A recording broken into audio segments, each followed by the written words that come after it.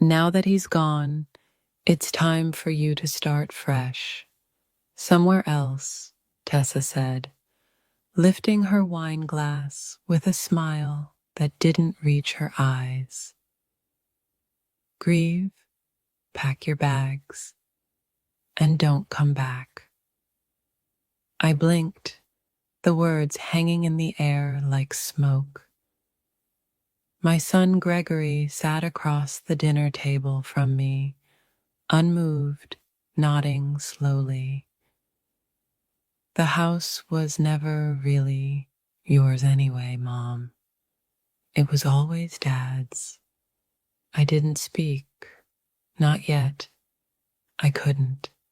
We were sitting in the same dining room where Samuel and I had hosted every family Christmas, every birthday, every home-cooked Sunday supper for the past 32 years. And now, 1 week after he was lowered into the ground, this woman, my daughter-in-law, was speaking to me like I was a tenant whose lease had expired.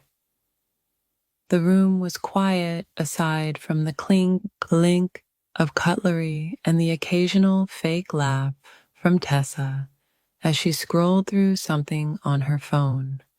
Sam's absence echoed louder than any words.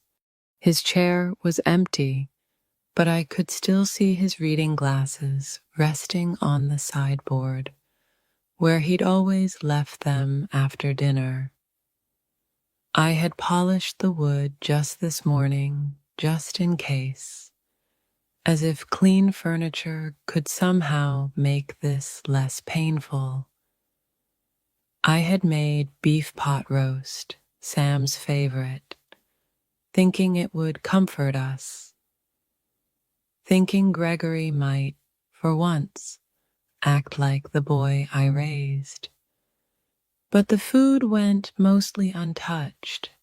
Tessa barely looked at it, and Gregory spent most of dinner staring into his iced tea like it held answers.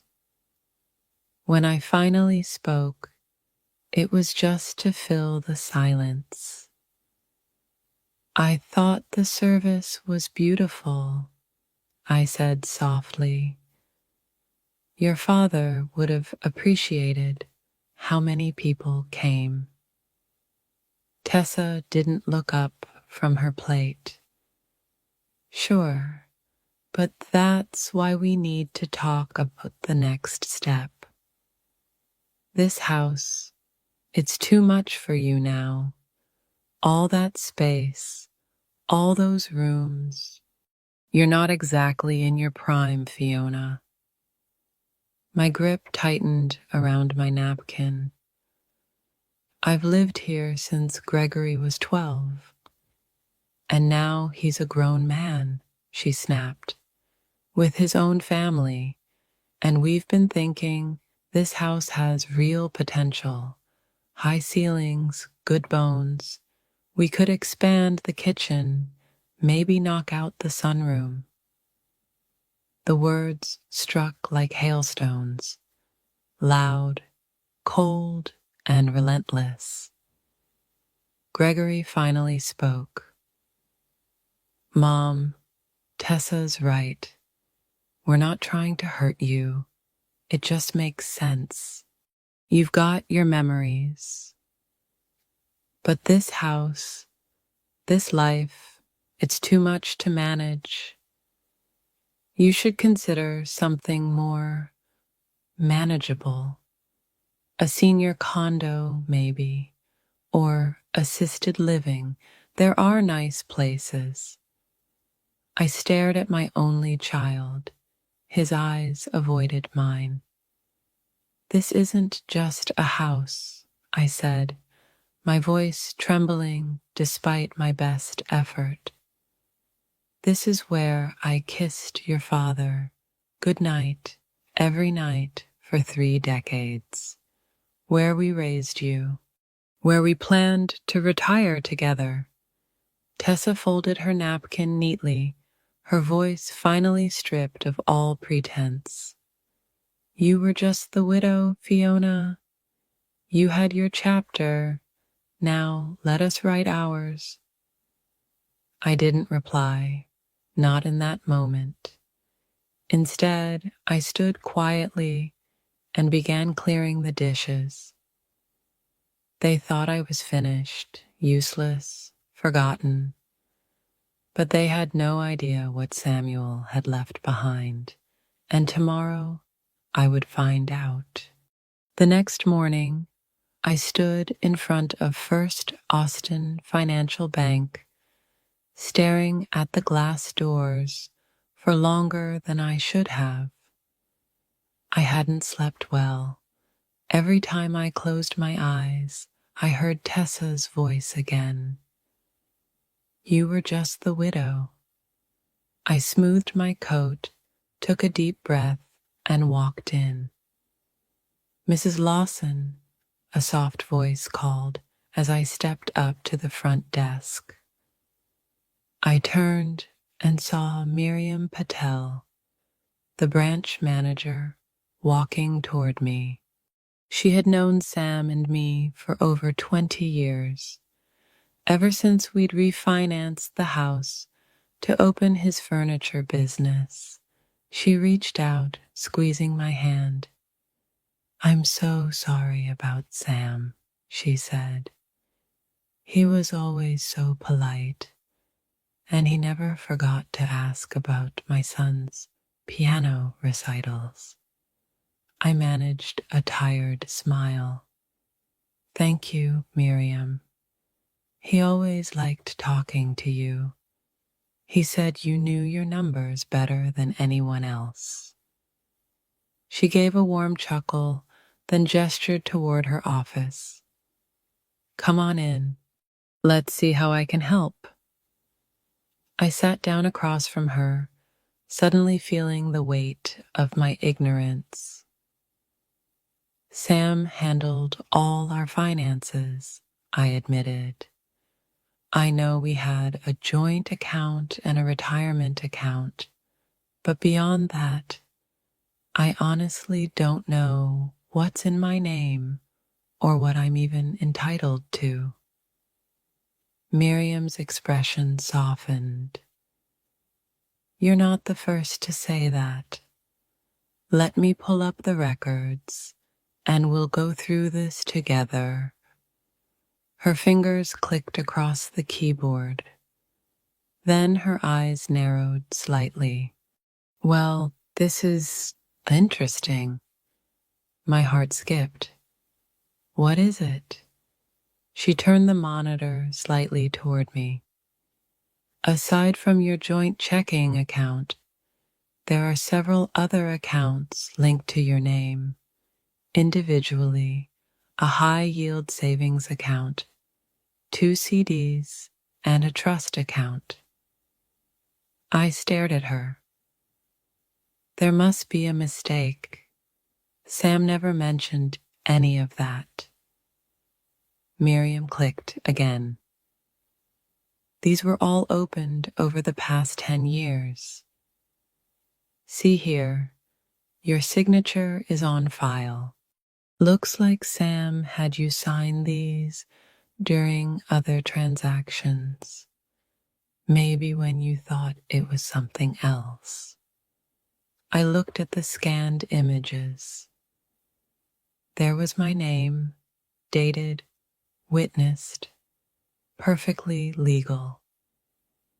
"He never told me what I was really signing," I murmured. Miriam's voice grew gentler. "It's not uncommon. Some spouses want to protect the other from stress or complicated family dynamics." That phrase hit me like a brick. Complicated family dynamics. Sam knew, he saw it coming. "And the trust?" I asked. Miriam pulled up a new document. "The Lawson Legacy Trust, funded through monthly deposits from a business account under the name Riverbend Artisan Works, LLC. You're listed as the sole beneficiary. I blinked at the screen. Riverbend. That was the name of the cottage Sam used to joke about retiring to. I thought it was just a dream, a fantasy, but this was real, and something told me I had only seen the beginning. The following day, I sat in the corner office of Julianne Myers, CPA, fingers clenched around my leather purse. Her desk was stacked neatly with folders, each labeled with the calm authority of someone who knew exactly where every dollar belonged. I handled your husband's business filings for nearly 15 years, she said, offering me a kind smile. Sam was organized, methodical, and, above all, discreet. I nodded, still struggling to piece together the truth. I was told the business was sold years ago. Julianne blinked. Sold? No, ma'am. The business wasn't sold, it was restructured. She turned to her monitor and typed a few keys. 5 years ago, Sam transferred the business assets of Lawson Design and Millworks into a holding company called Riverbend Artisan Works, LLC. A month later, the LLC funded the Lawson Legacy Trust. And you, Mrs. Lawson, were named as its sole beneficiary. My throat tightened. I didn't know any of this. Not the name, not the trust, not the LLC. Julianne glanced at me. That was intentional. What do you mean? She folded her hands gently. Your husband suspected that certain family members might attempt to manipulate financial matters after his death. So he made sure everything, his business income, intellectual property, even long-term contracts, was moved into a trust structure they couldn't touch. I stared at her, my mind whirling. And the business still exists? I asked. Very much so. He scaled back the client list, took fewer contracts, but highly profitable ones. It's operated at a steady margin for the past 5 years. The income is automatically funneled into the trust. But Gregory said there was nothing left. He said Sam died with debt. Julianne raised an eyebrow. Your son contacted me a week after Sam's funeral, claimed he was stepping in to take over business operations. He wanted me to prepare paperwork transferring ownership of Riverbend to him. My jaw clenched.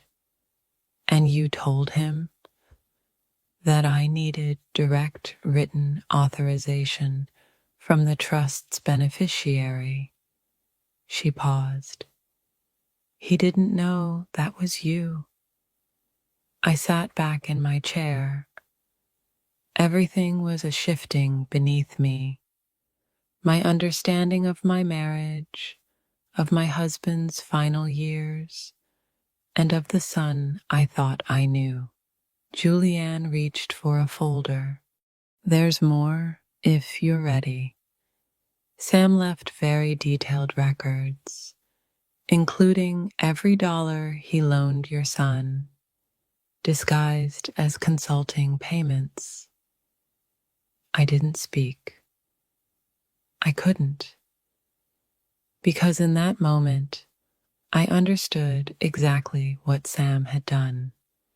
He hadn't just saved for retirement. He had built a wall of protection around me in the form of signatures, trusts, and ledgers. And Gregory was about to find out just how solid that wall truly was. The entrance to Lawson Millworks still had Sam's faded sign swinging above it. Just seeing it made my chest tighten. Inside, the scent of sawdust and varnish clung to the air like memory. It was the smell of Sam's hands when he came home late from the shop, the scent of our livelihood. Mrs. Lawson, a gravelly voice called from the back. Derek Hines emerged from behind a half-finished oak cabinet, wiping his hands on a cloth. He looked older than I remembered, but his posture was still firm, his hands strong. "Derek," I said, surprised by the lump in my throat. "I wasn't sure if you'd still be here." He gave a small smile. "Your husband asked me to stick around, told me years ago, if anything happens to me, you wait for Fiona. She'll know what to do." Tears stung my eyes, but I blinked them back. "Did you know he was moving the business into a trust?" He nodded. "He told me not to worry when the paperwork changed. Said it was to protect you, not to hide anything."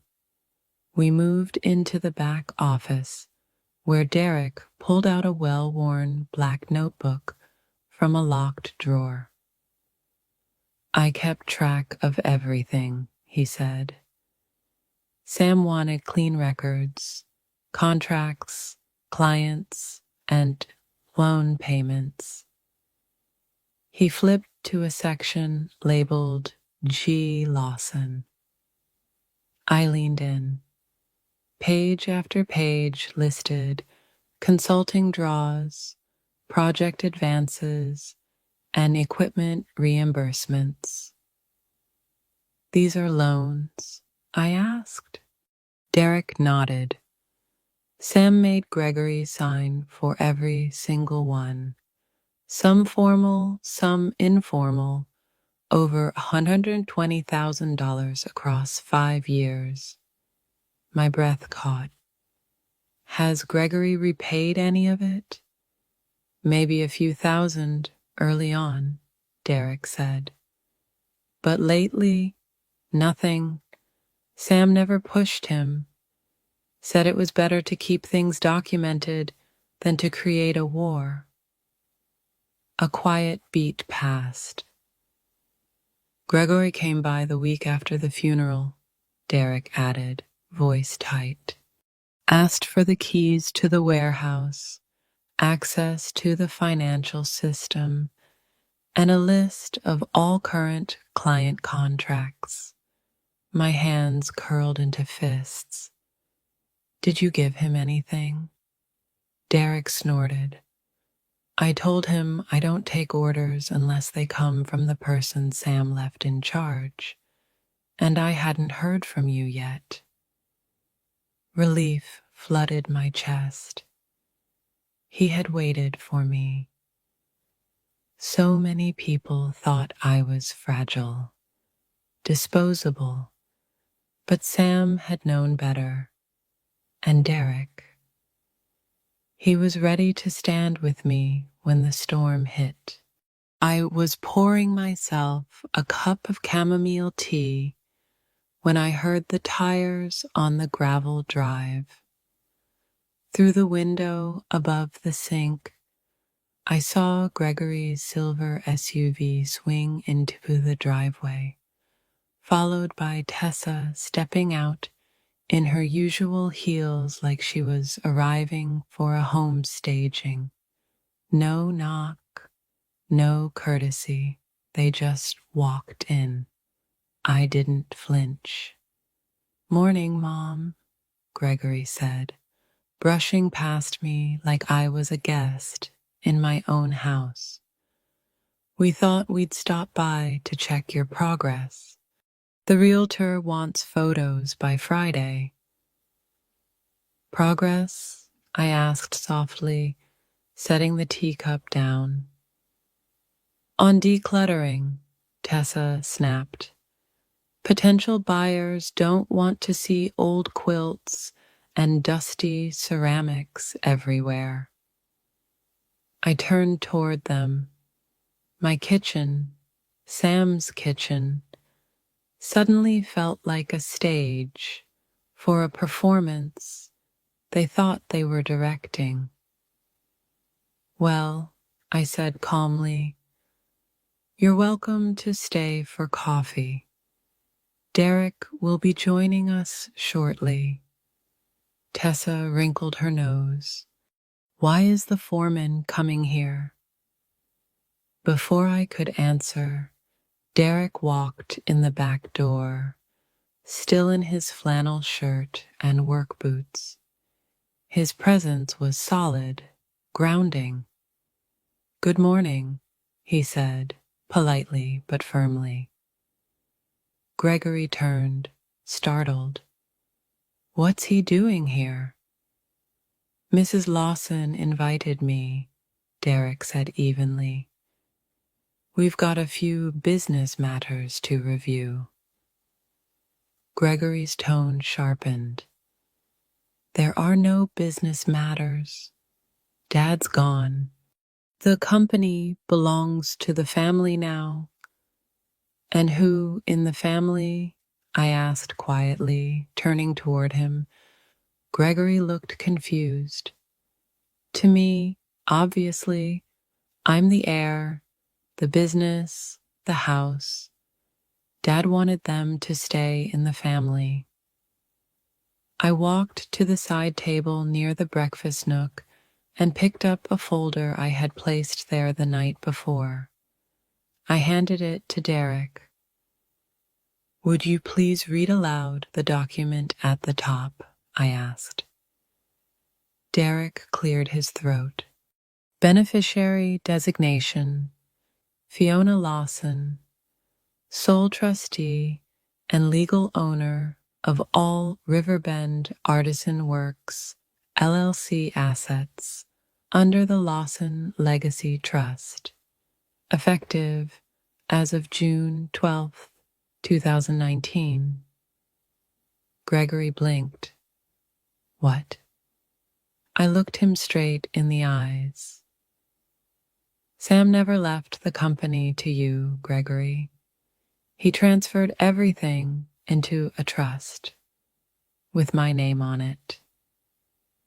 Tessa reached for the folder, flipping through pages like they'd betray some forgery.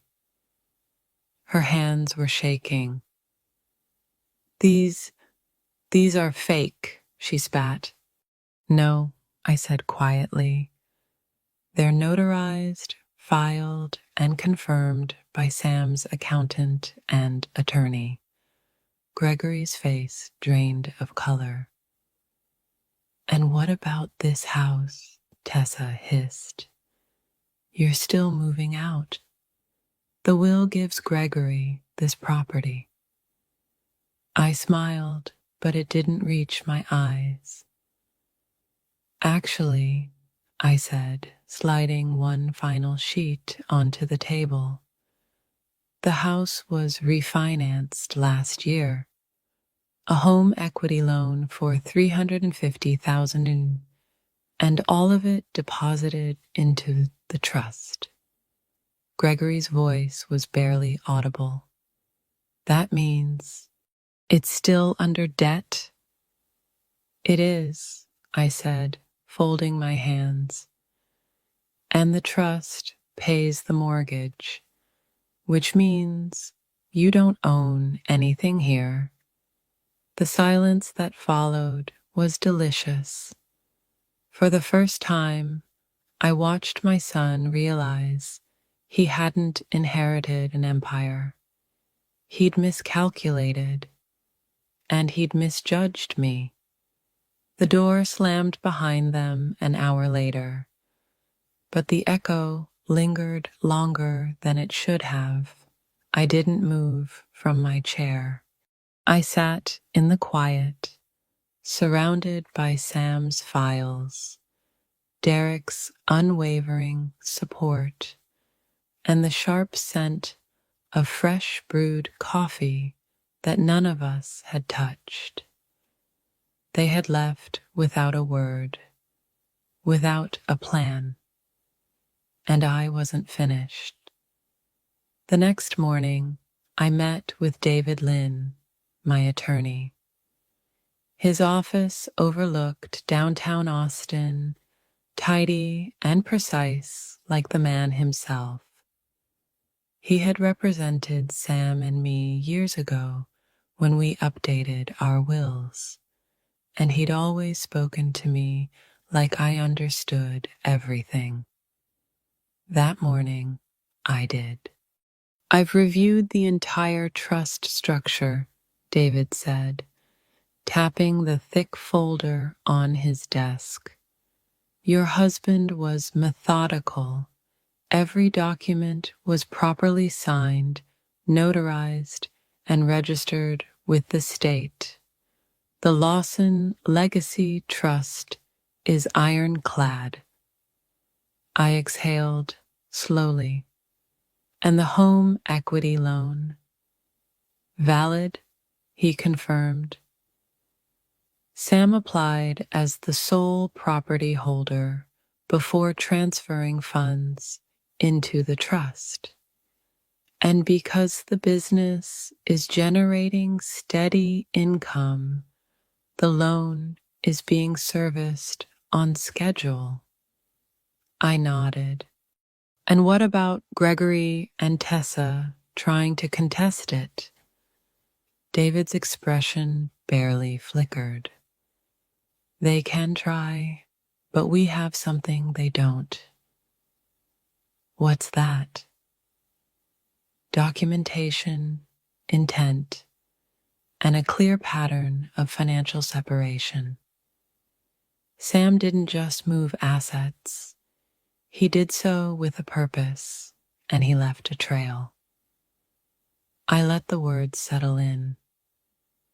Gregory thought he could bulldoze me with grief, that my silence meant surrender. He had mistaken mourning for weakness. "They've tried contacting Julianne," David added, "asking for financial disclosures. They're being politely stonewalled." "Let them dig," I murmured. "Let them find nothing." After the meeting, I drove to a coastal neighborhood Sam and I once visited on our 25th anniversary. Back then, he had lingered in front of a sunlit cottage with wide windows facing the ocean and whispered, "Someday, when we're done with everything else, this will be your view." I thought it was just a dream. But Margaret, Sam's accountant, had found a deed buried in the business portfolio. The cottage was real, purchased quietly 3 years ago through Riverbend LLC, titled to the trust. And now it was mine. No negotiations, no inheritance battles. Sam had left me more than money. He had left me choices.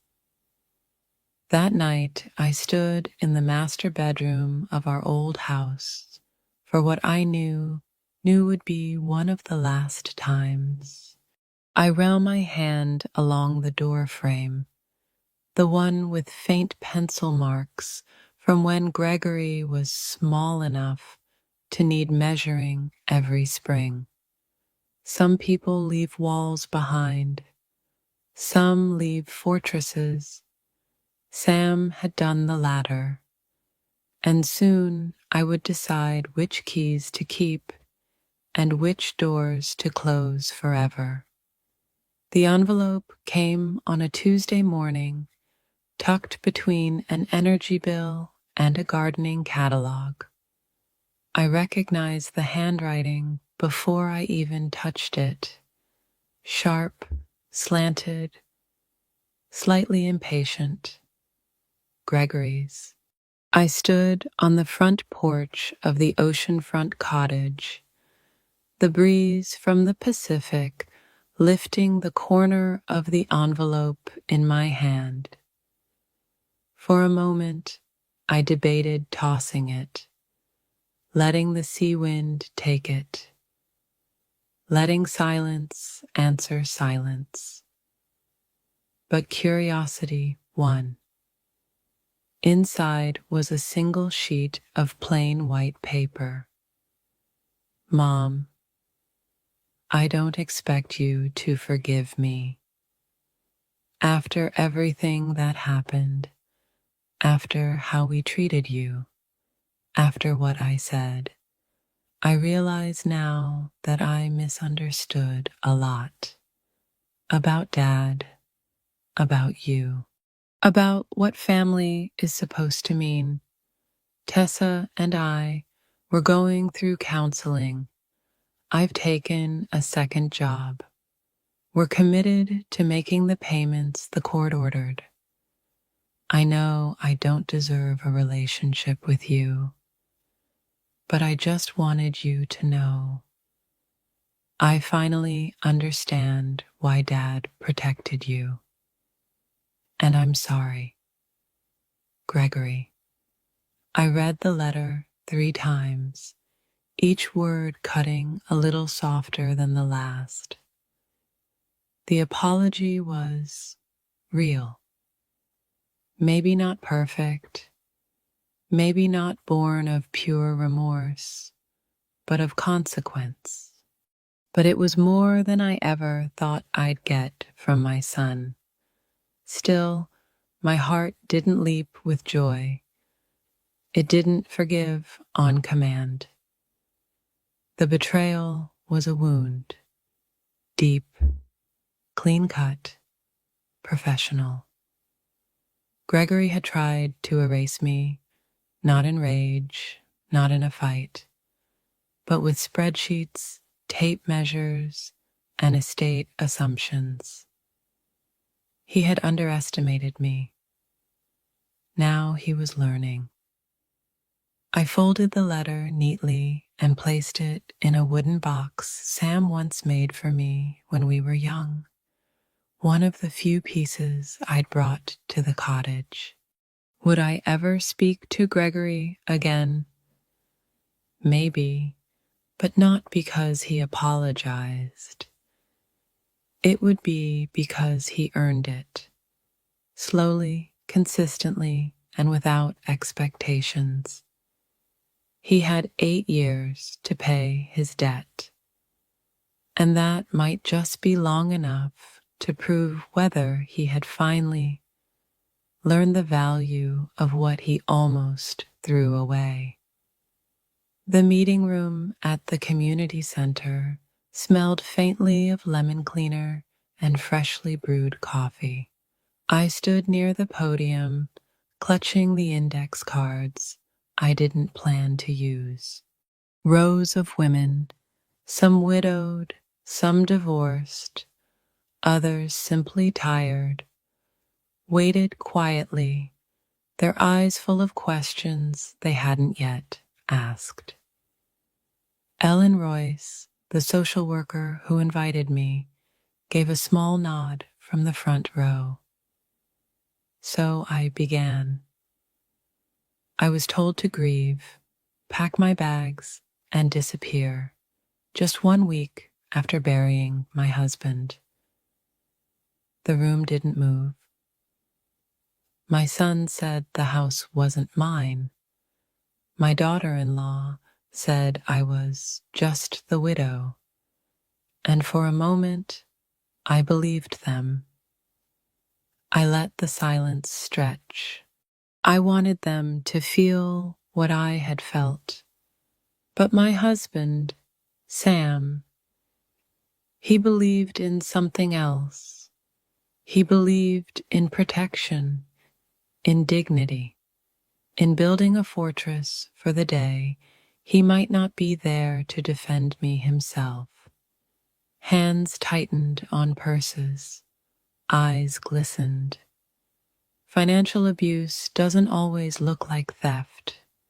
Sometimes it looks like entitlement, like people measuring your worth in property lines and dinner invitations. Sometimes it wears a smile and calls you mom. A soft gasp rippled through the crowd.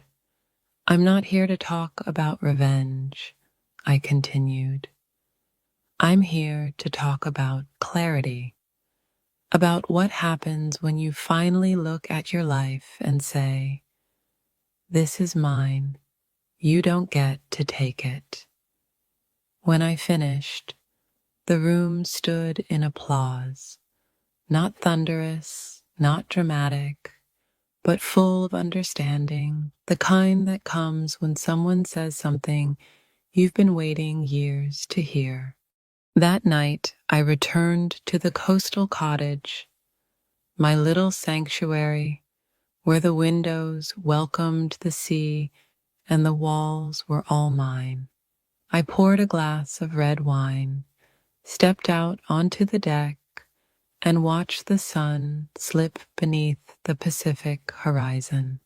The ocean murmured its endless truth. Peace is earned.